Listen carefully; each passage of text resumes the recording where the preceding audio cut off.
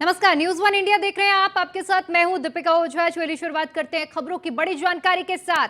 मऊ से बड़ी और अहम जानकारी सामने आ रही है। घोसी उपचुनाव के लिए वोटिंग जारी है। घोसी में 1 बजे तक 33.52% मतदान हुए हैं। वहीं अगर बात बागेश्वर की जाए तो बागेश्वर में 1 बजे तक 30.8% मतदान हुए हैं। शाम 6 बजे तक वोट डाले जा सकते हैं। तो बड़ी जानकारी आपके साथ साझा कर रहे हैं, जहां पर आज उपचुनाव को लेकर मतदाता लगातार पोलिंग स्टेशन पर पहुंच रहे हैं और साथ ही साथ अपने मताधिकार का भी प्रयोग कर रहे हैं। तो घोसी उपचुनाव के लिए वोटिंग जारी है। 1 बजे तक 33.52%। तो वहीं बागेश्वर में अगर बात की जाए तो 1 बजे तक 30.8% मतदान किए गए हैं। शाम 6 बजे तक वोट डाले जा सकते हैं।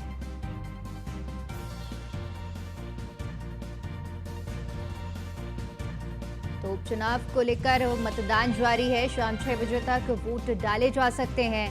इसी के साथ ही साथ मतदाता आज पोलिंग स्टेशन पर पहुंच रहे हैं और अपने पसंद के उम्मीदवार को वोट दे रहे हैं। तो बागेश्वर की बात की जाए 1 बजे तक 30.8% मतदान हुआ है और इसके साथ ही साथ उपचुनाव के लिए आज वोटिंग जारी है। घोसी में 33.52% मतदान किए गए हैं 1 बजे तक। 6 बजे तक सिलसिला जारी रहेगा। वोटर्स अपने मताधिकार का प्रयोग कर अपने पसंद के नेता को चुन सकते हैं। तो लगातार मतदान जारी है। 6 बजे तक वोटिंग होगी और इसके नतीजे 8 तारीख को सामने आएंगे। फिलहाल सुबह से ही बड़ी संख्या में मतदाता पहुंच रहे हैं और अपने मताधिकार का प्रयोग कर रहे हैं। बागेश्वर की बात की जाए तो बागेश्वर में 30.8% अब तक वोटिंग हुई है। 1 बजे के आंकड़े हैं और इसके साथ ही साथ घोसी में भी 1 बजे के आंकड़े सामने आए हैं, जिसमें 33.52% मतदान हुआ है। तो सीधी टक्कर है बीजेपी और सपा के बीच में। घोसी की सीट की अगर बात की जाए, बीजेपी की तरफ से प्रत्याशी दारा सिंह हैं और वहीं अगर बात की जाए सपा के प्रत्याशी की तो सुधाकर सिंह सपा के प्रत्याशी हैं। दोनों के बीच में ही कांटे की टक्कर देखने को मिल रही है।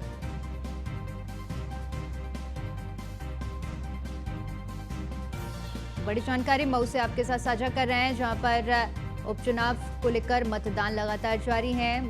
मतदाता पोलिंग स्टेशन पर पहुंचकर वोट डाल रहे हैं।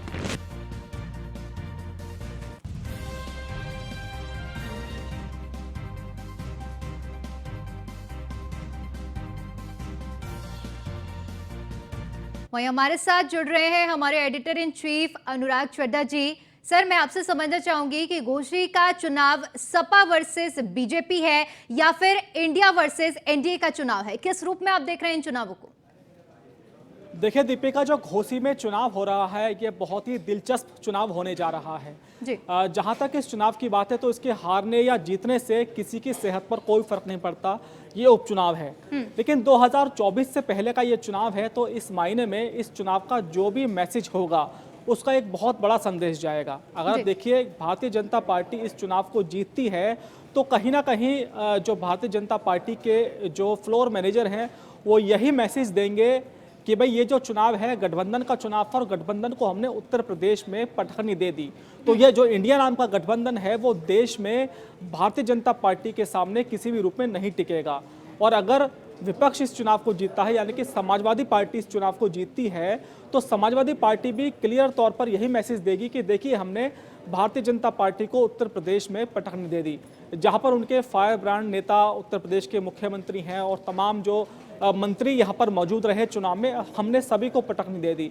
लेकिन अगर हम मोटे तौर पर तो देखें तो देखिए समाजवादी पार्टी के जो प्रत्याशी हैं उनके पक्ष में ना तो बिहार से नीतीश कुमार आए, ना कांग्रेस से जो खड़गे साहब हैं वो आए, ना आरएलडी से कोई वहाँ पर पहुँचा। तो देखा जाए तो गठबंधन का क्रेडिट और डिस्क्रेडिट तो बाद में जाएगा, लेकिन मोटे तौर पर देखें तो गठबंधन वालों ने उस तरह का यहाँ पर गठबंधन धर्म नहीं निभाया।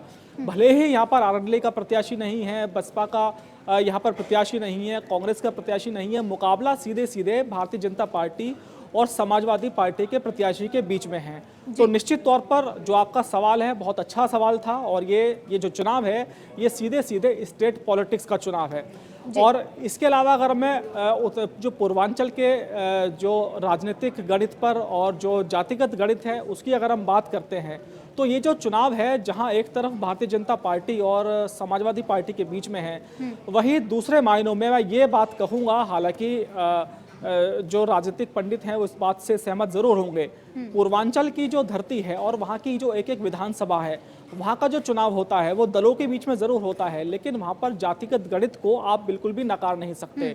और जब हम जातिगत गणित को नहीं नकार सकते तो यहाँ पर भी नहीं नकार सकते। तो यहाँ भी जो चुनाव है, मुकाबला है, मुझे लगता है ये अपर कास्ट वर्सेस बैकवर्ड के बीच में मुकाबला है।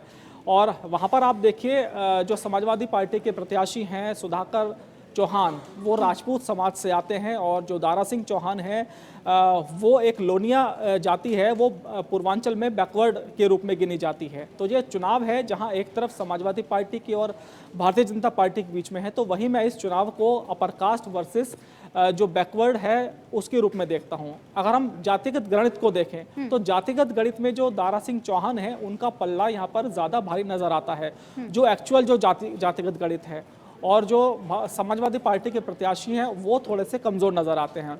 तो चलिए, हमारे दर्शक जानना चाहेंगे कि आखिर जातिगत गणित में कौन कमज़ोर कैसे है, मजबूत कैसे है। तो जो यहाँ पर अपर कास्ट के जो प्रत्याशी हैं समाजवादी पार्टी के, जो उनके खुद के समाज के वोट हैं वो 20,000 से कम है। लोग बताते हैं कि 16,000 हैं और उससे ज़्यादा इनके वोट नहीं हैं। अगर हम मुस्लिम वोटर्स देखें तो वो 80,000 के आसपास हैं, और जो यादव वोट बैंक है वो 50,000 के आसपास हैं। तो 1,46,000 में जो समाजवादी पार्टी के प्रत्याशी हैं वो निपट जाते हैं। और यहाँ पर भी हमको वोटिंग परसेंटेज देखना होगा दीपिका। अगर वोटिंग परसेंटेज मान लीजिए 60% हो गया, तो आप सोचिए समाजवादी पार्टी के प्रत्याशी को कितनी वोट मिली। और अब हम चलते हैं दारा सिंह चौहान पे। तो दारा सिंह चौहान का जो जातिगत गणित है वो कैसे मजबूत है। एक तो देखिए जो उनके समाज के वोट हैं, दारा सिंह चौहान के जो लोनिया जाति के जो चौहान वोट हैं वो अच्छे खासे वोट बैंक हैं, करीब 40 से 50,000। इसके अलावा जो राजभर भारतीय जनता पार्टी के साथ खड़े हैं, निषाद पार्टी भारतीय जनता पार्टी के साथ खड़ी है, तो ये सोने पर सुहागा हो रहा है दारा सिंह चौहान के लिए। और मैं सुबह से वहाँ पर ट्रेंड देख रहा हूँ, करीब जो राजभर वोट है वहाँ 60,000 के आसपास है। इसके अलावा जो भूमिहार वोट है वो 45,000 के आसपास है।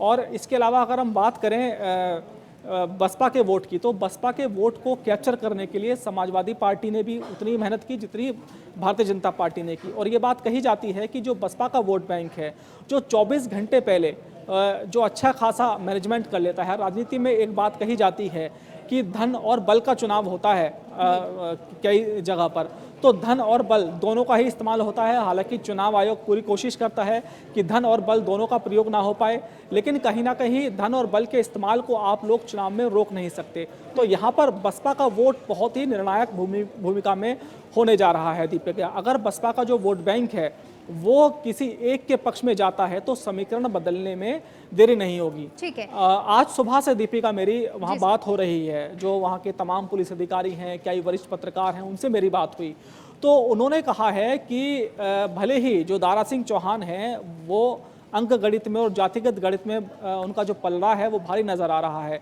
लेकिन वहाँ का जो वोटो परसेंटेज है जो जिस तरह से डाउन जा रहा है वो भारतीय जनता पार्टी के लिए थोड़ी सी खतरे की घंटी है। और जबकि हम देखें समाजवादी पार्टी की जो वोटर हैं वो खुलकर सामने आ रहे हैं, मुस्लिम इलाकों में लंबी लंबी लाइनें लगी हुई हैं। इसके अलावा जो यादव बहुल इलाके हैं, सुबह से महिला हो पुरुष हो, उनकी लंबी लाइनें लगी हुई हैं। और जो अपर कास्ट का वोटर है, भले ही 16-17 हज़ार है अपर कास्ट का वोट, लेकिन वो अपने प्रत्याशी के लिए एड़ी चोटी का जोर लगा रहा है। अगर हम भारतीय जनता पार्टी की बात देखें तो देखिए भारतीय जनता पार्टी का एक पुराना इतिहास रहा है। अगर हम देखें इतिहास में जाकर तो जो उपचुनाव हैं, उपचुनाव में भारतीय जनता पार्टी हमेशा कमज़ोर प्रदर्शन करती है। और आपने देखा होगा उत्तर प्रदेश में जब गोरखपुर का चुनाव हुआ था, फूलपुर का चुनाव हुआ था, उसमें भी भारतीय जनता पार्टी चुनाव हार गई थी। और उसमें देखा जा रहा था कि अगर मुख्यमंत्री अपने इलाके का उपचुनाव हार जाते हैं और उप मुख्यमंत्री अपने इलाके का उपचुनाव हार जाते हैं तो ऐसे में खतरे की घंटी है। तो उसके बाद भारतीय जनता पार्टी ने उपचुनाव को बहुत सीरियस लेना शुरू किया। दीपिका, बहुत महत्वपूर्ण बात मैं अपने दर्शकों को बता रहा हूँ। तो यहाँ पर हमने देखा कि तमाम जो बड़े नेता हैं, वो भारतीय जनता पार्टी के प्रत्याशी के लिए चुनाव में लगे रहे। लेकिन जनता कितना सीरियस लेती है ये बहुत कुछ तय करने जा रहा है। अगर जनता खुलकर भारतीय जनता पार्टी के पक्ष में वोट करती है, जो उसका वोटर निकलता है, तब तो भाजपा की जीत आसान है, क्योंकि भारतीय जनता पार्टी के वोटर को लगता है कि देखिए इस चुनाव से ना मोदी को नुकसान होने वाला है, ना योगी जी को कोई नुकसान होने वाला है, इसलिए हम अपना टाइम क्यों खराब करें। तो ये बहुत महत्वपूर्ण बात है। जबकि विपक्ष के लिए ये जो चुनाव है ये कहीं ना कहीं एक संजीवनी का काम करेगा, क्योंकि विपक्ष अच्छी तरह से जानता है कि इस चुनाव के जरिए भाजपा को हराकर वो पूरे देश में एक बड़ा मैसेज दे सकते हैं। बिल्कुल सटीक विश्लेषण दिया है सर आपने। मैं इससे अलावा और एक सवाल आपसे करना चाहूंगी कि वैसे तो मुकाबला सपा और बीजेपी का है, लेकिन पूर्वांचल में जातियों के बिसात को नकारा नहीं जा सकता है, जैसा कि अभी आपने भी जिक्र किया था। अगर ये जातीय चुनाव है तो इसका फायदा सीधे तौर पर किसको मिल सकता है, आपसे समझना चाहूंगी मैं। हाँ दीपिका, ये भी आपका बहुत अच्छा सवाल है। देखिए पूर्वांचल में जो तमाम राजनीतिक पंडित हैं और खुद हमारी जब हम पत्रकारिता करते हैं तो देखते हैं कि भाई कौन सा जो दल है उसका कौन से दल का प्रत्याशी है, कितने उसके वोटर हैं। तो कुल मिला के जो मुझे पूर्वांचल का दीपिका गणित समझ में आता है, तो जो पूर्वांचल में लड़ाई होती है वो पार्टी के बीच में ज़रूर होती है, लेकिन वो अपर कास्ट और फॉरवर्ड की लड़ाई भी होती है। देखिए जब अपर कास्ट का प्रत्याशी किसी दल से है और उसके बाद उसका जो मुकाबला है वो किसी बैकवर्ड से है, तो आप यकीन मानिए वहाँ पर जो बैकवर्ड जाति का प्रत्याशी है वो चुनाव जीतेगा। लेकिन यहाँ पर एक दूसरा गणित भी है। अगर मान लीजिए जो अपर कास्ट का प्रत्याशी है उसकी जाति के खुद के वोट ज़्यादा हैं और बैकवर्ड के कम है, तो मुकाबला और दिलचस्प हो जाता है। लेकिन अगर मुकाबला अपर कास्ट जो माफ़ कीजिएगा जो बैकवर्ड वर्सेस बैकवर्ड का है, यानी कि जो दोनों मुख्य पार्टी हैं वो मुकाबले में दोनों ही प्रत्याशियों को बैकवर्ड उतार देती हैं, तो मुकाबला कांटे का हो जाता है। मैं आपको बताना चाहूँगा उत्तर प्रदेश की एक फतेहपुर सीट है। फतेहपुर सीट पे भारतीय जनता पार्टी ने एक अपर कास्ट के प्रत्याशी को मैदान में उतार दिया, तो वहीं समाजवादी पार्टी ने लोधी समाज के प्रत्याशी को मैदान में उतारा और सबको लग रहा था कि वहाँ पर समाजवादी पार्टी बहुत कमज़ोर है और उस सीट पर भारतीय जनता पार्टी का प्रदर्शन हमेशा से ही खराब रहा। लेकिन आप यहाँ पर देखिए जैसे ही उसने लोधी प्रत्याशी दिया और वहाँ से समाजवादी पार्टी ने अपनी सीट निकाल ली। तो जो पूर्वांचल का गणित है वो जातियों में बटा हुआ है और जो भी पार्टी जब चुनाव में टिकट का बंटवारा करती है तो जातीय गणित को वो ध्यान रखती है, और जिस भी पार्टी से जातीय गणित में भूल हो जाती है तो उसका खामियाजा उसे हार के रूप में भुगतना पड़ता है। दीपिका जी, बहुत बहुत शुक्रिया सर आपका हमारे साथ जुड़ने के लिए और इस तमाम जानकारी के लिए। तो आज जो है उपचुनाव का दौर जारी है और सभी मतदाता मतदान के लिए पहुंच रहे हैं। कांटे की टक्कर देखने को मिल रही है। बीजेपी और सपा में अगर बात की जाए, गोशी उपचुनाव को लेकर अगर बात करें तो बीजेपी प्रत्याशी और सपा प्रत्याशी के बीच में चलिए फिलहाल के लिए रुकते हैं एक छोटे से ब्रेक के लिए।